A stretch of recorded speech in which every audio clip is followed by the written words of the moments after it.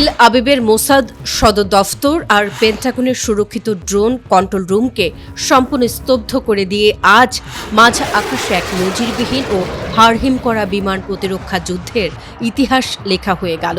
বিশ্ব সমরাস্ত্রের পুরো ব্যাকরণকে এক ঝটকায় অকেজো করে দিয়ে এবার মার্কিন ও ইসরায়েলি যৌথ আকাশ প্রযুক্তির দম্ভ ধুলোয় মিশে দিয়েছে ইরানের সাউদার্ন কমব্যাট উইং। হরমুজগান প্রদেশের অতি সংবেদনশীল ও দুর্ভেদ্য সীমানায় রাডারের চোখ ফাঁকি দিয়ে গোপনে অনুপ্রবেশ করা ইসরায়েলের টপ সিক্রেট অরবিটার স্পাই ড্রোনটি কিভাবে ইরানি এয়ার ডিফেন্সের নিখুঁত কামড়ে মাঝ আকাশেই কয়লা হয়ে গেল তা দেখে চোখ ছানা বড়া হয়ে গেছে হোয়াইট হাউসের জেনারেলদের।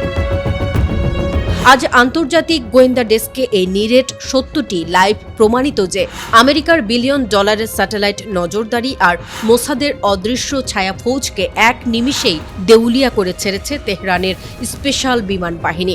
সৈনিক ও গোয়েন্দা সূত্রে পাওয়া রুদ্ধশ্বাস তথ্যে জানা গেছে হরমুজগানের সমুদ্র উপকূলে ওত পেতে থাকা ইরানের দক্ষিণ পূর্বাঞ্চলীয় বিমান প্রতিরক্ষা কমান্ড এই রুদ্ধশ্বাস অপারেশনটি পরিচালনা করেছে।